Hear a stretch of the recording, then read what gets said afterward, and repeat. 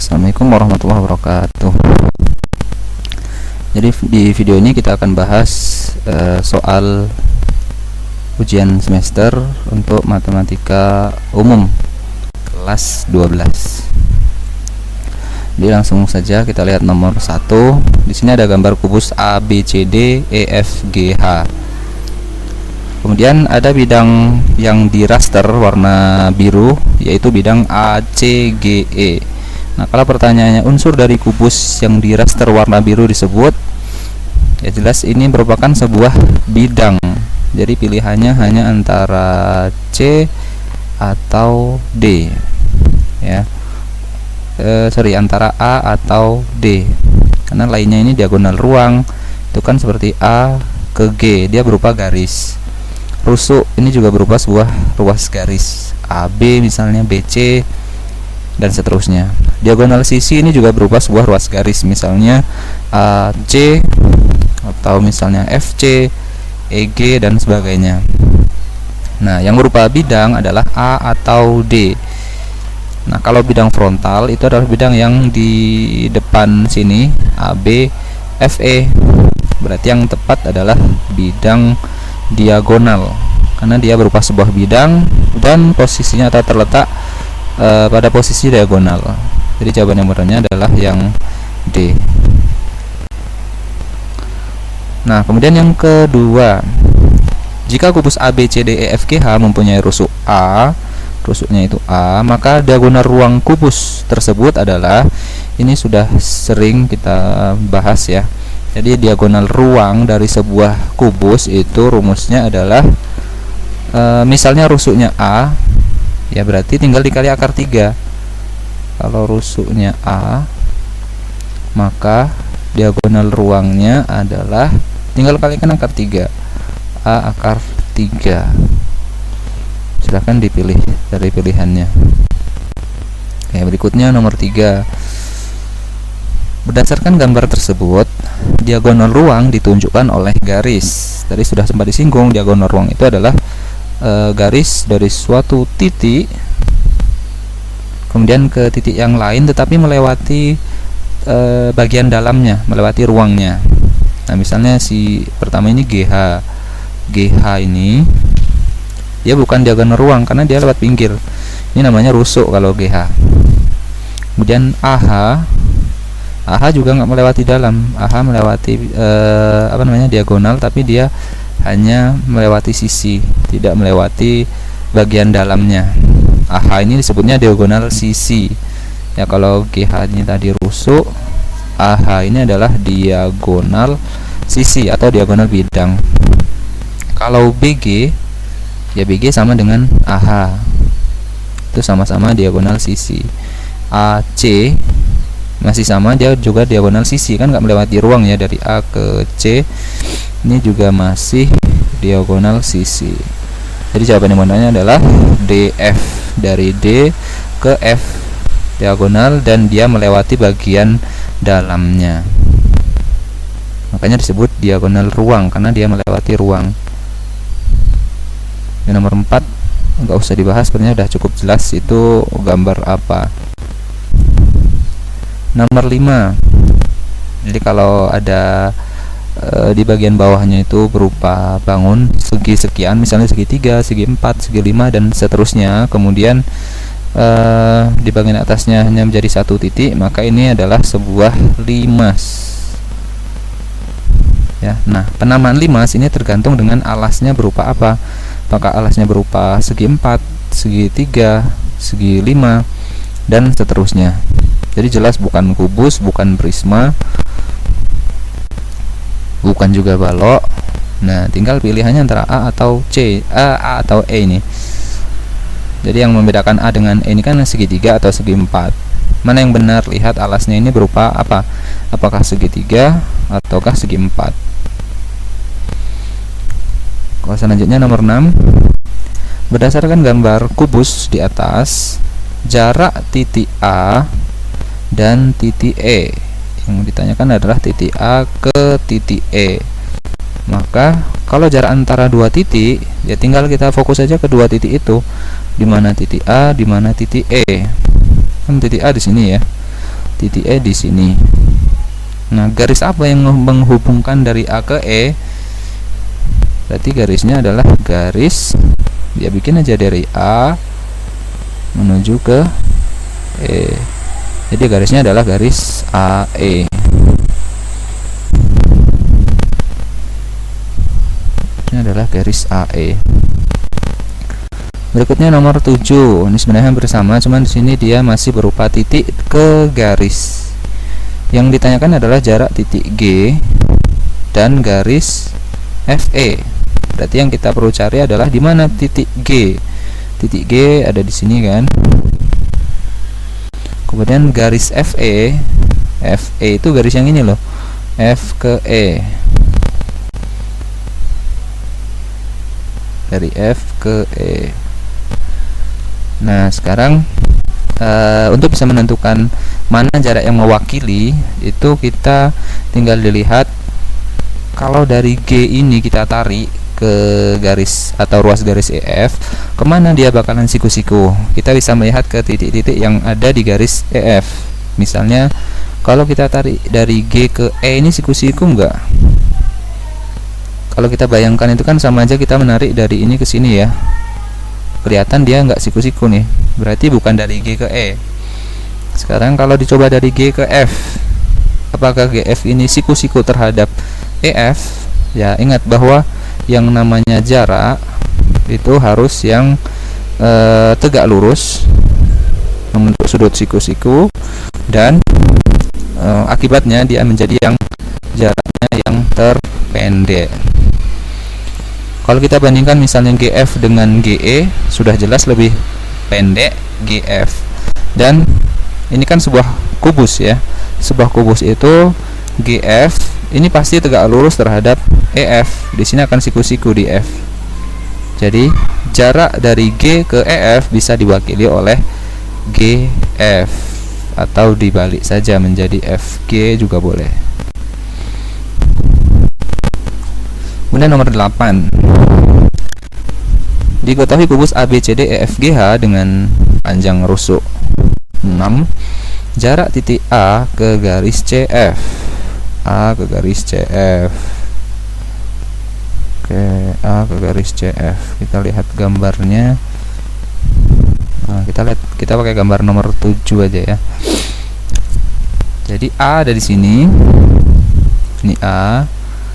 Kemudian CF-nya itu diagonal sisi nih dari C ke F. Kita bikin garis. Nah, berapa jarak dari A ke CF ini? Berarti kalau begini kita bisa bikin segitiga yang ada. Kita harus bikin segitiga yang memuat titik A dan juga garis CF. Atau yang paling mudah ya kita bikin aja segitiga ACF. ACF, CF udah ada garisnya, kita tinggal hubungkan dari A ke C dan dari A ke F, sehingga terbentuklah segitiga ACF. Nah, segitiga ACF, karena kita mau menghitung yang mau kita hitung itu jarak dari A ke CF, maka yang kita tarik dari garis A. Kemana siku-sikunya terhadap garis FC ini? Apakah ke C, ataukah ke F, ataukah ke titik di antara F dan C? Nah, ini bisa kita selidiki dengan melihat apakah di C ini siku-siku, apakah di F siku-siku, ya. Jadi di C ini kalau kita lihat di sini nggak siku-siku ya. Di F juga enggak siku-siku, dia merupakan sudut lancip, sehingga dari A siku-sikunya itu pasti ke suatu titik di antara FC ini. Nah, apakah dia di tengah FC atau enggak, kita selidiki dari garis AC dan AF ini panjangnya sama atau enggak. Jadi karena rusuknya 6, berarti si AC ini karena diagonal bidang, ini panjangnya adalah 6 akar 2, dan AF adalah 6 akar 2. Karena AC dan AF sama, berarti tegak lurusnya dia bakalan di tengah-tengah ya, jadi bakalan di tengah-tengah. Jadi dari A kita bikin garis ke tengah-tengah sini. Oke, di sini dia akan siku-siku. Nah, setelah kita tahu A ini bakalan ke tengah-tengah FC, misalnya kita kasih di sini huruf O. Di sini O ya misalnya. Nah, FC ini panjangnya berapa? FC ini juga sama-sama diagonal diagonal sisi atau diagonal bidang. FC-nya juga 6 akar 2. Nah, kalau kita keluarkan segitiganya, segitiga ACF itu sebenarnya merupakan segitiga sama sisi. Anggaplah ini seperti ini ya.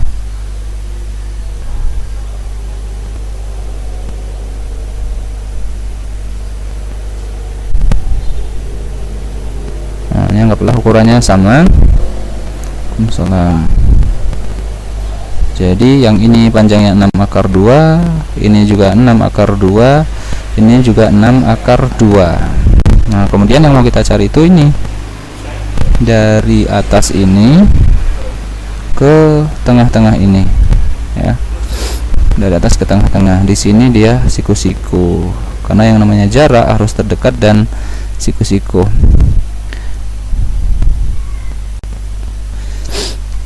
Nah, karena di sini dia letaknya di tengah-tengah, berarti kita bisa hitung ini adalah 3 akar 2, ini juga 3 akar 2 setengahnya. Sehingga ini anggaplah ini T, berarti ini berlaku teorema Pitagoras. Teorema Pitagorasnya adalah sisi miring kuadrat, sisi miringnya 6 akar 2, berarti 6 akar 2 kuadrat itu sama dengan jumlah kuadrat sisi-sisi yang lain, yaitu 3 akar 2 kuadrat ditambah dengan tingginya T, yaitu T kuadrat. Nah, kan T yang mau kita cari. 6 akar 2 kuadrat ini berarti 6 kali 6 36 dikalikan 2, berarti hasilnya 72. Sedangkan 3 akar 2 kalau dikuadratkan hasilnya 9 kali 2, jadi 18. Berarti dari sini kita dapatkan 72 dikurangi 18 itu 54, berarti T kuadratnya adalah 54. Nah, berarti T adalah akar dari 54. Berapa akar dari 54? Pisahkan aja. 54 itu kan sebenarnya sama aja berapa? 9 kali 6 kan? Kita pisahkan salah satunya harus bisa diakarkan. Berarti menjadi akar 9 dikali akar 6. Akar 9 berapa dikeluarkan? Itulah jawabannya. Oke, kita lanjutkan nomor 9. Ini gambar kubus lagi ya. Kita ambil gambar kubus dari yang atasnya aja kali. Ada nggak di atasnya nih? Nah, ini dia.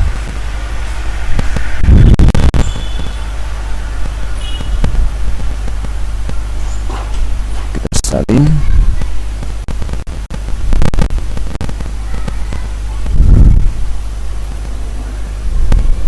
Oke. Nah, ini ada gambar kubus A B C D E F G H. Rusuknya ini 5. Oh, kurang besar sepertinya. Kita besarkan lagi sedikit. Nah, gini ya. Jadi rusuknya 5. Rusuknya 5. Berapa jarak dari C, ini C, ke bidang EFGH? EFGH ini kan bidangnya kan. Nah, kalau kita lihat ini kan tegak di atas ya, ini tegak di atas, ini bidang yang di atas, ini titik di bawah. Kemana dia siku-sikunya? Ya tinggal kita lihat aja kemana dia terdekatnya, ke F, ke H, ke E atau ke G. Harusnya sih kelihatan ya, terdekatnya pasti ke G. Di sini dia akan siku-siku. Berapa jarak C ke G? C ke G itu kan rusuk, berarti sama saja dengan jarak dari A ke B. Oke, nomor 10 ini sudah masuk ke statistika. Karena yang ditanya median, Dan ini nilai tengah atau nilai yang letaknya di tengah. Dan syarat untuk bisa menentukan median ini datanya harus sudah urut. Urutkan dari yang paling kecil dulu. Di sini misalnya paling kecilnya adalah 4. Mulai dari 4. Total kita hitung dulu ada berapa nih? 4, ada 9 ya. Berarti kalau 9 itu kan di tengah-tengahnya data yang kelima ya. Jadi misalnya ini 4. Nah kan ini yang tengah-tengahnya yang kelima kan.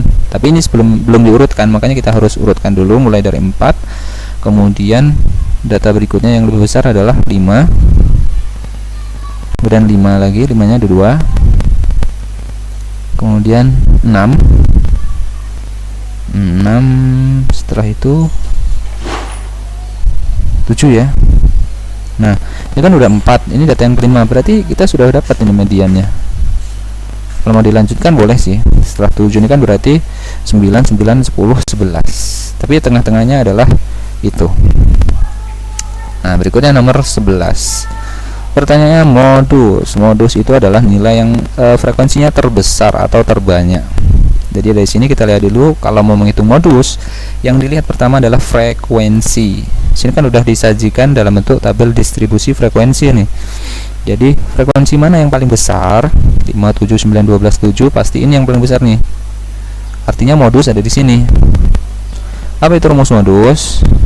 Modus rumusnya adalah tepi bawah kelas modus ditambah dengan D1 per D1 tambah D2 kali dengan panjang kelas. Nah, kan gitu kan rumusnya kan. Tapi bawah kita lihat, karena ini modusnya di kelas ini, modusnya di sini, tepi bawahnya ya 58 dikurangi 0,5, berarti 57,5 ditambah dengan panjang kelas. Panjang kelasnya kita kurangi dari kiri, kurangi kiri, 46 kurang 40, berarti C nya adalah 6. 6 dikali dengan D1 itu adalah selisih frekuensi kelas modus dengan kelas sebelumnya, ini D1. 12 kurang 9 berarti 3. Berarti D1 nya 3 lagi ditambah D2. D2 itu adalah selisih frekuensi kelas modus dengan kelas setelahnya. 12 kurang 7 berarti 5. Nah berarti ini adalah 57,5 tetap ditambah dengan 6 dikali 3 per 8. Ini bisa bagi 2, 4, 3. Berarti ini adalah 57,5 ditambah 9 per 4. Hasilnya adalah 9. Baik, untuk nomor 14 ini bisa kita cari menggunakan konsep ukuran letak, yaitu kuartil atau desil. Kita lihat mana yang angkanya sesuai. Nah pertama kita buat dulu frekuensi kumulatifnya. Jadi kalau di sini awalnya 7, kemudian 7 tambah 18 itu 25. 25 tambah 29 54. Kemudian 54 tambah 45 99. 99 tambah 31 130. Kemudian tambah 12 142 dan tambah 8 hasilnya 150. Jadi di sini totalnya ada 150 peserta. Nah, dari 150 peserta akan diambil atau diterima sebanyak 60. Artinya kalau 60 diterima, yang tidak diterima ada sebanyak sisanya, yaitu 150 dikurangi 60 90. Jadi yang diterima 60 dan yang tidak diterima 90. Nah itu kan berarti anggaplah seperti ini ya, 150 ini ada sekian, sebagian ini 90, bagian ini 60. Ini yang ditolak, ini yang diterima. Nah kita ingin tahu batasnya ini di angka berapa. Nah karena kalau di kuartil itu terlalu sedikit ya pembagiannya, maka kita akan coba di desil. Nah, kalau desil itu berarti kan dibagi 10. Nah, sekarang kalau 90 itu udah desil keberapa? Kita coba cek desil keberapa yang hasilnya 90 kalau dari 150 ya. Misalnya per 10 dikali 150 yang hasilnya 90. Nah, ini kan kita bisa bagi. Ini di sini yang mau kita cari berapa di sini. Nah, berarti 15 kali, anggaplah ini X, itu hasilnya 90. Berarti 90 bagi 15 yaitu sebanyak 6. Nah, itu artinya yang mau kita cari atau skor terendahnya itu sebenarnya adalah desil yang ke-6. Jadi yang mau kita cari skor terendahnya ini adalah desil ke-6. Nah, rumus desil ke-6 di 6 adalah TB tapi bawah, kemudian ditambah panjang kelas dikali dengan, karena 6 tadi berarti 6 per 10 kali N dikurangi FK per F. Dan kita masukkan TB itu tepi bawah kelas desil ke-6. Desil ke-6 ini kan tadi kita bilang 90. Kalau kita lihat di frekuensi kumulatif 72554 berarti ada di sini. Nah, berarti TB-nya adalah 50 dikurangi setengah, yaitu 49,5. Ditambah C itu berarti kurangkan aja yang berurutan ini, 30 kurangi 10 berarti dapatlah C sama dengan 10 kurung 6 per 10 dari N itu kita sudah cari, yaitu sebesar 90, karena kita carikan desil ke-6. 6 per 10 dikali 150, di sini dapatnya 90 dikurangi FK. FK-nya itu adalah frekuensi kumulatif kelas sebelumnya. Berarti yang kita ambil 54. Kemudian per frekuensi kelas D6. Berarti ini yang diambil F-nya. Itu 45. Kita bisa bagi dulu, ini sama-sama bagi 5 ya. Hasilnya 2, ini hasilnya 9. Kemudian kita lanjutkan di bawahnya. 49,5 ditambah, ini hasilnya 2, 90 dikurang 54, 36 dibagi dengan 9. Kemudian ini kita bagi, hasilnya 4. 2 kali 4 8, berarti 49,5 ditambah 8. Nah, inilah berarti hasilnya. Tinggal dicek mana jawaban yang sesuai. Dan nomor 15, simpangan rata-rata dari data 9378548. Kita perlu mencari dulu rata-rata atau X bar. Rata-rata caranya tinggal tambahkan aja nih, 9 tambah 3 tambah 7, atau jumlah data dibagi dengan banyaknya data. Di sini banyaknya data ada 7, kemudian jumlahnya 9 tambah 3 12, 12 tambah 7 19, 9, atau kita tuliskan aja 9 tambah 3 tambah 7 tambah 8 tambah 5 tambah 4 tambah 8. Nah, ini yang kita dapatkan 12 19 127 32 36 36 tambah 8 44 ya, bagi 7. Nah, coba kita cek lagi. 12 tambah 7 19, 19 tambah 8 27, 27 tambah 5 32, 36 44 ya, 44 per 7. Sehingga ini rata-ratanya adalah 44 bagi 7, itu sekitar 6,2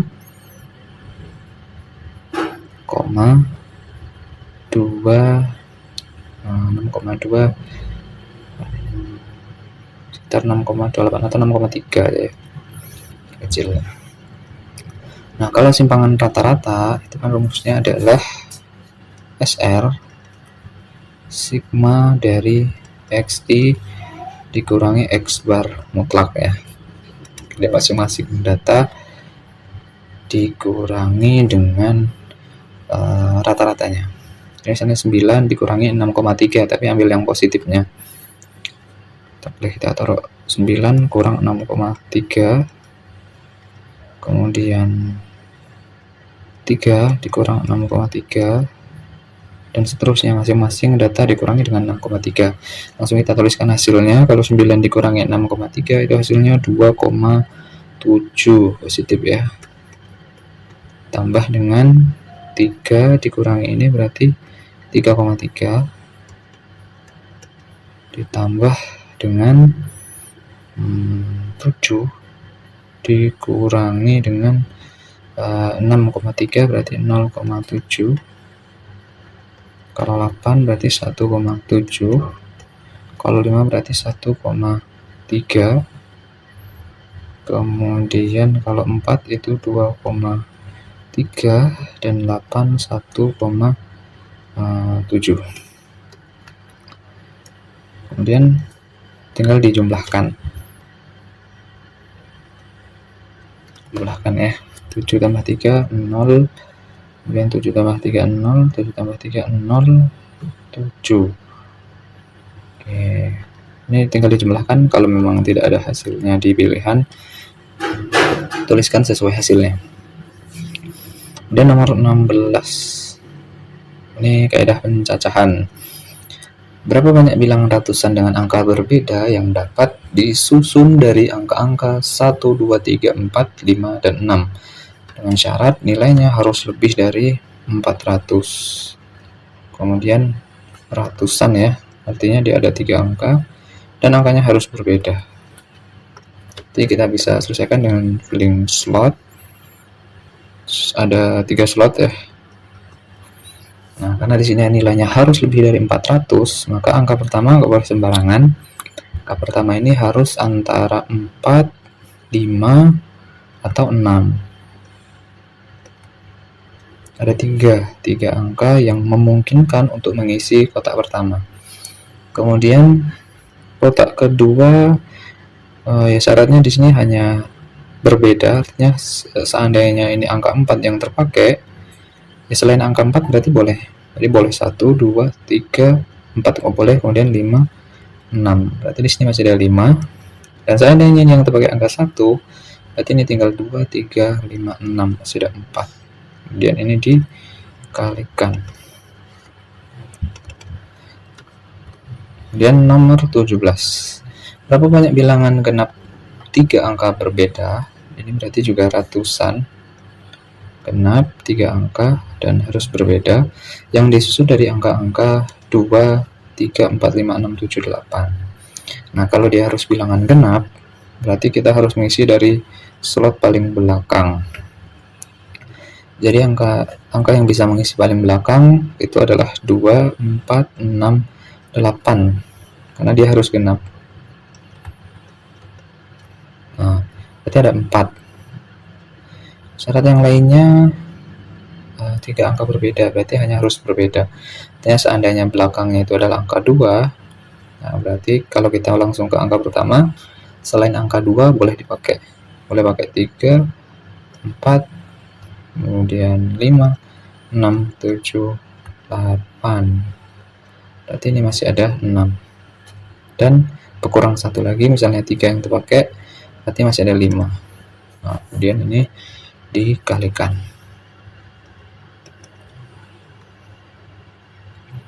Lanjut lagi nomor 18. Banyak bilangan ratusan dengan angka berbeda. Ratusan berarti ada 3 angka. Angkanya harus berbeda dan nilainya harus lebih dari 400. Nah, sebentar, ini sama nggak dengan soal yang sebelumnya?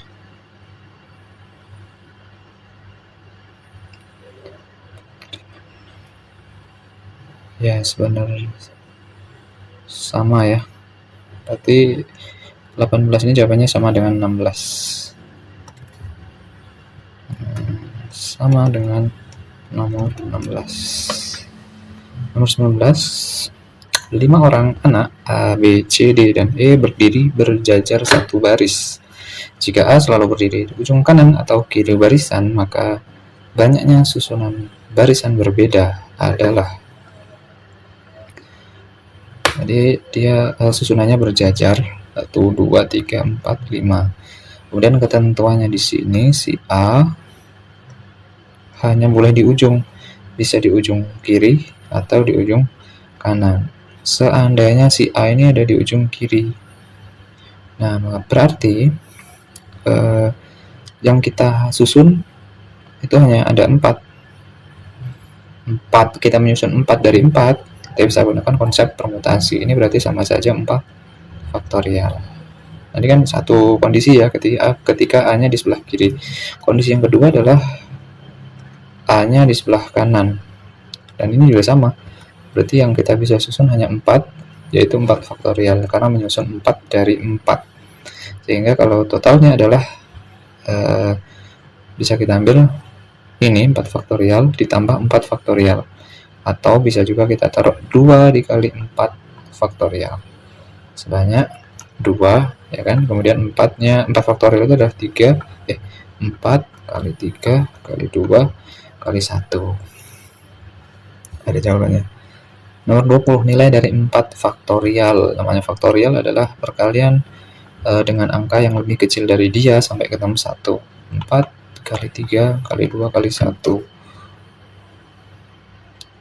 Nomor 21 juga sama dengan konsepnya faktorial. Berarti, nah cuman di sini kalau pembagian, lebih enaknya di sini adalah kita nggak harus menjabarkan semuanya sampai ketemu 1, tapi kita jabarkan angka yang lebih besar sampai ketemu angka yang lebih kecil. Jadi kalau ini 5 faktorial, jabarkan aja 5 kali 4 kali 3, udah ketemu dengan penyebutnya 3 faktorial, berarti cukup berhenti 3 faktorial, kita bisa bagi 1 hasilnya. Tinggal 5 kali 4 berapa hasilnya. Nah, kemudian nomor 22. Kota A dan kota B dihubungkan oleh 4 rute jalan. A ke B ini ada 4. Kemudian dari B ke C dihubungkan oleh 5 rute jalan. Jika seorang pergi dari A ke kota C melalui B, banyak rute berbeda yang dapat ditempuh orang tersebut. Ya, ini hanya aturan perkalian biasa. Jadi dari A ke B ini dia akan memilih salah satu dari 4. Nah, memilih 1 dari 4 ya pasti 4. Ada 4 pilihan kan. Kemudian dari B ke C ini ada 5 pilihan, berarti dia kalikan dengan 5. Lanjut ke nomor 23. Suatu kelompok belajar yang terdiri dari 7 orang duduk melingkar. Melingkar ini berarti siklis, ada 7 orang. Dan banyak cara posisi duduk melingkar. Ya, ini hanya permutasi siklis biasa. Rumus permutasi siklis. Siklis ya. Itu adalah N dikurang 1 faktorial. Kalau N 7, ya berarti 7 kurang 1 dong, 6 faktorial. 6 faktorial itu berapa? 6 kali 5 kali 4 kali 3 kali 2 kali 1. Jawabannya adalah ada di pilihan. Kemudian nomor 24. Seorang peserta olimpiade diminta mengerjakan 7 dari 10 soal. Tapi nomor 1 sampai nomor 4 harus dikerjakan. Jadi kalau anggaplah ini ada 1, 2, 3, 4, 5, 6, 7, 8, 9, 10. Ini nomor soalnya.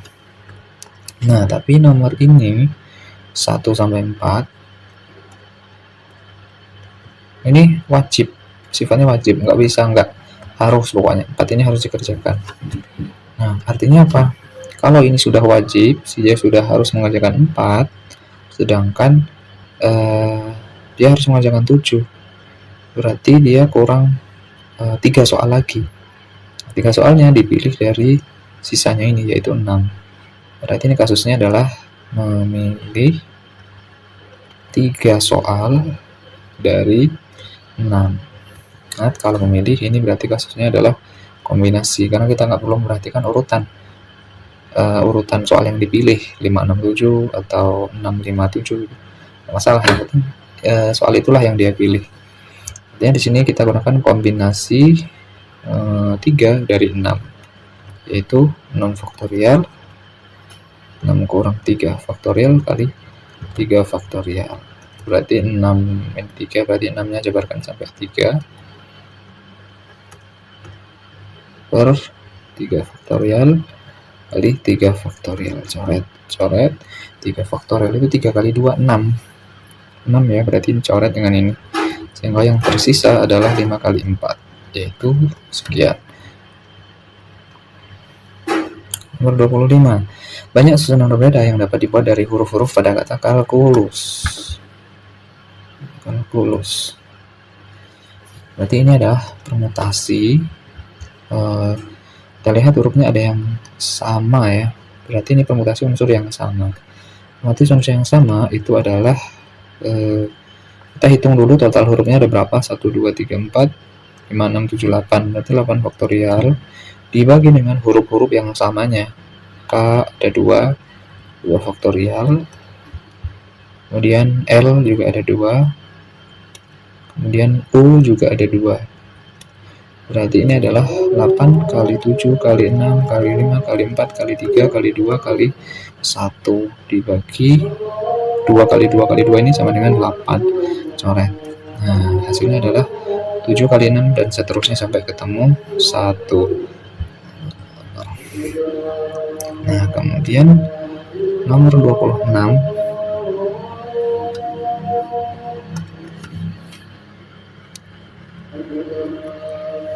Ya, kalau ini mah nggak perlu dijelaskan ya. Yang terjadi dapat ditentukan melalui bisa. Ya, ini di sini jawaban boleh lebih dari 1. Ini berarti ya centang aja mana yang bisa.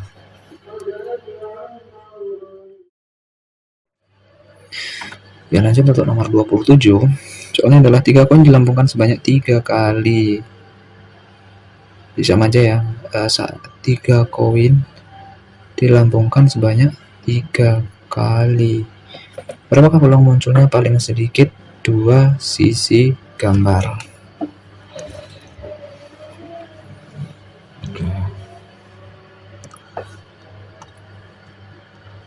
Nah, kita lihat bahwa ketika 3 koin dilambungkan, itu ruang sampelnya akan ada sebanyak 8 ya. Akan ada sebanyak 8. Nah, apa saja 8 itu? 8 itu adalah yang pertama, kalian bisa juga kalian bikin pohon atau tabelnya saja. Bisa juga pakai diagram pohon. Jadi koin pertama, koin kedua, koin ketiga. Misalnya ini A, G, ini A, G, ini juga A, G. Dan koin pertamanya adalah G, ini A, G, ini juga A, G, terakhir ini juga A, G. Nah, kalau kita lihat apa yang diminta di sini, paling sedikit 2 sisi gambar. Artinya apa? Boleh 2 gambar, boleh 3 gambar. Ya, ini yang boleh adalah gambar-gambar atau ketiganya gambar. Kalau ketiga gambar ini jelas cuma ada 1 yang paling bawah ya. Nah, tapi yang keduanya gambar itu akan ada sebanyak 3 ya. 3 itu ya yang pertama ini,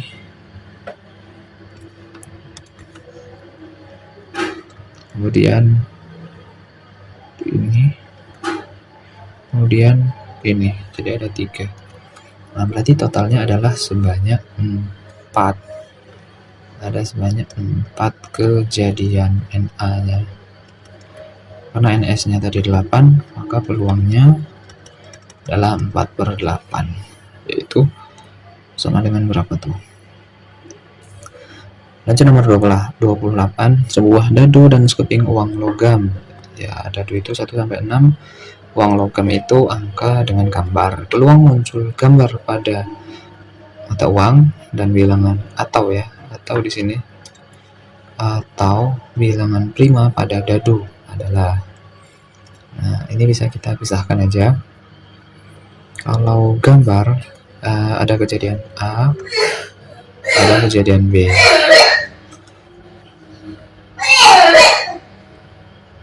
Untuk yang kejadian A, muncul gambar pada mata uang itu adalah 1 ya, adalah 1, sedangkan bilangan prima pada dadu itu adalah 2, 3, dan 5. Jadi kalau kita, karena di sini penghubungnya atau, berarti ditambah, ini ada 1, ini ada 3, berarti totalnya adalah 4. A atau B nya itu adalah sebanyak 4, berarti peluangnya ya 4 per ruang sampelnya ketika 1 dadu dan 1 uang logam di lempar bersamaan, itu berarti 2 kali 6 sebanyak 12.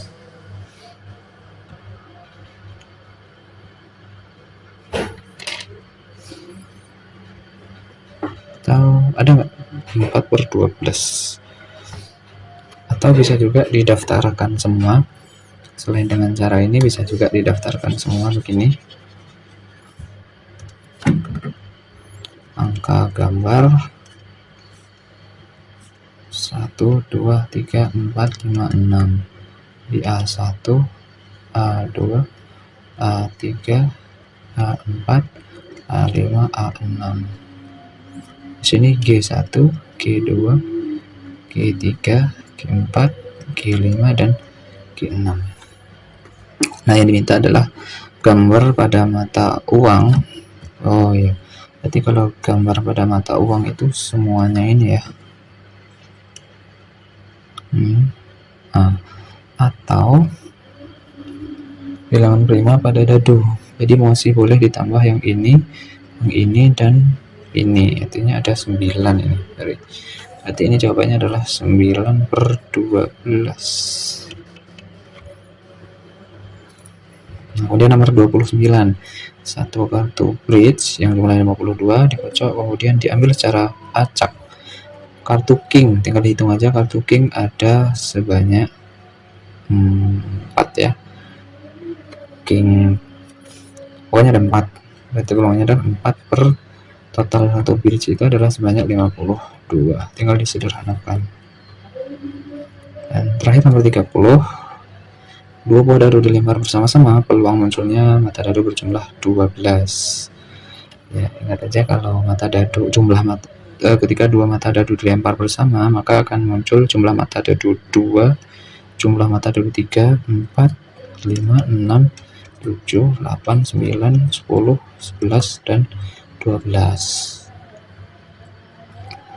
Nah, ini dari sini ada 1, di sini juga ada 1. Yang hasilnya 2 itu kan hanya 1 tambah 1, dan yang hasilnya 12 itu hanya 6 tambah 6. Nah, setelah itu dia akan naik. Ini 2, 3, 4, 5, 6. Ini juga akan naik 2, 3, 4, 5. Sehingga yang paling banyaknya itu adalah yang jumlahnya 7 sebanyak 6. Karena yang ditanya berjumlah 12, maka ini hanya ada 1. Satunya per 36 ya. Karena 2 buah dadu ketika dilempar adalah 6 kali 6 ruang sampelnya sebanyak 36. Jawabannya 31 per 36. Oke, cukup sekian. Semoga bisa diselesaikan tugasnya.